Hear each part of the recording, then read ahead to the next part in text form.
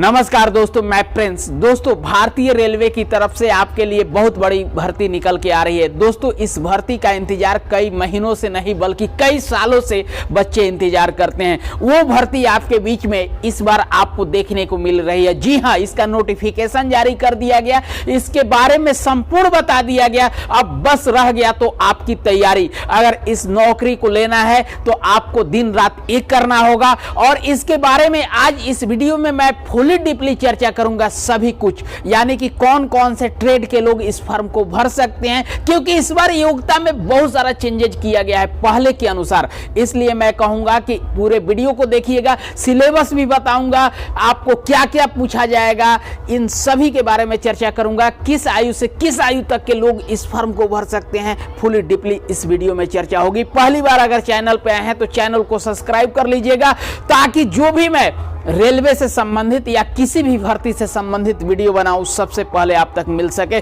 तो चलिए बिना देर किए हुए शुरुआत करते हैं और आगे देखते हैं।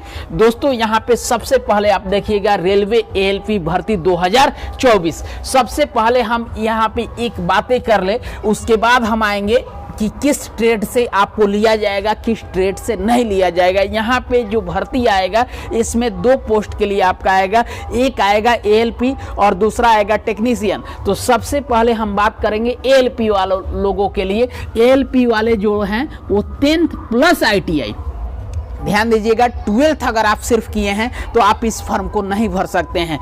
10th प्लस ITI, लेकिन आप सिर्फ 12th हैं, ITI नहीं किए हैं तो आप टेक्नीशियन का भर सकते हैं। इसी में आपका आएगा एएलपी और टेक्नीशियन। तो 12th वाले लोग टेक्नीशियन का भरेंगे और जो 10th वाले प्लस ITI वाले हैं वो एएलपी के लिए भरेंगे। इस बार जो आपका फॉर्म फिलअप होगा उसमें एएलपी के लिए किस किस ट्रेड के लोग भर सकते हैं। ITI अगर इस ट्रेड से अगर आप कर रखे हैं, किए हैं, तो आप फॉर्म को फिलअप कर सकते हैं। क्योंकि इस बार दोस्तों पहले के तुलना में इस बार ट्रेडों की संख्या घटाया गया है। तो इस बार कौन कौन सा ट्रेड छट गया है, कौन कौन सा ट्रेड है, ये फुली डीपली पहले सबसे पहले हम एक एक करके बता लेते हैं, उसके बाद वीडियो को आगे बढ़ाते हैं। सबसे पहला ट्रेड है फिटर।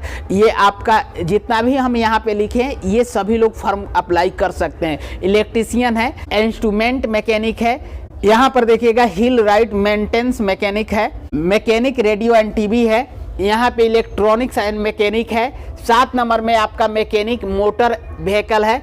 यहाँ पे 8 नंबर में वायरमैन है। 9 नंबर में ट्रैक्टर मैकेनिक है। 10 नंबर में आपका आर्मेटर एंड कॉइल वेंडर है। 11 नंबर में आपका मैकेनिक डीजल है। 12 नंबर में आपका हीट इंजन है। 13 नंबर में आपका टर्नर है। 14 नंबर में आपका मैकेनिस्ट है। 15 नंबर में आपका रेफ्रिजरेटर एंड AC मैकेनिक है। दोस्तों, हम उम्मीद करते हैं कि अगर आप इसमें किए हैं तो इस फॉर्म को अच्छे से भरिएगा, क्योंकि आपका ये फॉर्म जो आता है वो 4-5 साल के बाद आता है। 5 साल पहले, 6 साल पहले ये फॉर्म आया था, फिर 5-6 साल के बाद आया है, फिर हो सकता है कि 5-6 साल बाद आए। इसलिए मैं कहूँगा कि फॉर्म में गलती मत कीजिएगा, पूरे वीडियो को देख लीजिएगा। यहाँ पर देखिए, अब आते हैं यहाँ पे सबसे पहले मैंने बताया एएलपी के लिए। एएलपी अगर 10th हैं प्लस ITI हैं, अगर इस ट्रेड से हैं, ये जो 15 ट्रेड मैंने बताया इसमें से अगर आप हैं तो आप इस फॉर्म को अप्लाई कर सकते हैं। अब हम बातें करते हैं एएलपी के सिलेबस के बारे में। एएलपी का सिलेबस जो है इसमें आपका CBT 1 होता है, CBT 2 होता है। सबसे पहले CBT 1 की हम चर्चा करेंगे। CBT 1 में 75 क्वेश्चन होता है, 60 मिनट समय मिलता है, यानी कि 1 घंटा समय मिलेगा। 1/3 का निगेटिव मार्किंग होगा। यहाँ पे देखिए, रीजनिंग से 20 क्वेश्चन होगा, मैथ से 20 क्वेश्चन होगा, साइंस से 25 क्वेश्चन होगा और जीके और जीएस से 10 क्वेश्चन रहेगा। सबसे ज्यादा जो फोकस किया जा रहा है वो साइंस पर, रीजनिंग पर और मैथ पर, जीके जीएस पर यहाँ पे फोकस नहीं है। इसलिए सबसे ज्यादा जो मेहनत करना है वो साइंस पर आपको करना है, रीजनिंग और मैथ पर करना है। जीके जीएस भी साथ लेकर चलिएगा। CBT 2 के बारे में बात करते हैं। CBT 2 में जो ही आइएगा तो यहाँ पे 2 भाग में बांट दिया गया है, पार्ट 1 और पार्ट 2।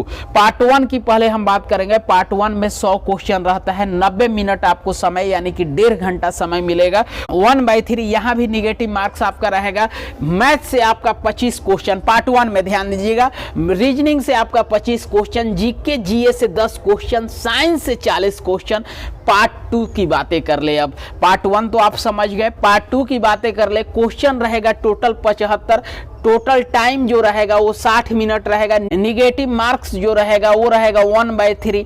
ट्रेड से आपका इसमें प्रश्न पूछा जाएगा। जिस ट्रेड से आप ITI कर रखे हैं, BE कर रखे हैं, BTech कर रखे हैं, तो उस ट्रेड से आपसे पूछा जाएगा। यानी कि ट्रेड, जैसे कि आपने इलेक्ट्रीशियन से ITI कर रखे हैं तो इलेक्ट्रीशियन से क्वेश्चन 75 पूछा जाएगा। उसमें से आपको पास करना है, सिर्फ इसमें पास करना है, इसका मार्क्स कहीं नहीं जुटेगा। इसमें टोटल क्वेश्चन की जो संख्या होगा वो 75 होगा, लेकिन ट्रेड से आपको 42 नंबर लाना है। यानी कि जिस भी सब्जेक्ट से अगर आपने ITI कर रखा है या BE कर रखे हैं, BTech कर रखे हैं, उस सब्जेक्ट से आपको 42 नंबर लाना है। उस सब्जेक्ट से आपके सामने प्रश्न दिया जाएगा। इसके अलावा टेक्नीशियन वाले जो हैं वो 26.25 नंबर उनको लाना अनिवार्य है। ये पास नंबर है।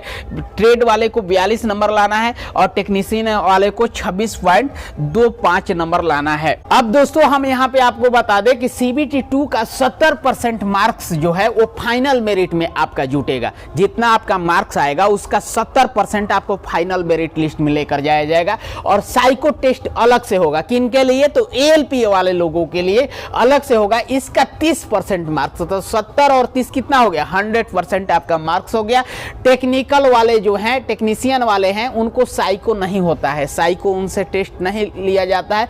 आयु सीमा जो है 18 से 30 वर्ष है और 3 वर्ष आपको जो है वो OBC के छूट है। यानी कि 33 वर्ष तक OBC कैंडिडेट आपको फॉर्म अप्लाई कर सकते हैं। SC ST अगर कैंडिडेट हैं तो 35 वर्ष की आयु तक आप फॉर्म को अप्लाई कर सकते हैं। टोटल पोस्ट कितना रहेगा? इसमें आपको जो नोटिफिकेशन जारी किया गया है दोस्तों, उसमें जिक्र नहीं किया गया है टोटल पोस्ट की, लेकिन एक अनुमान लगाया जा रहा है।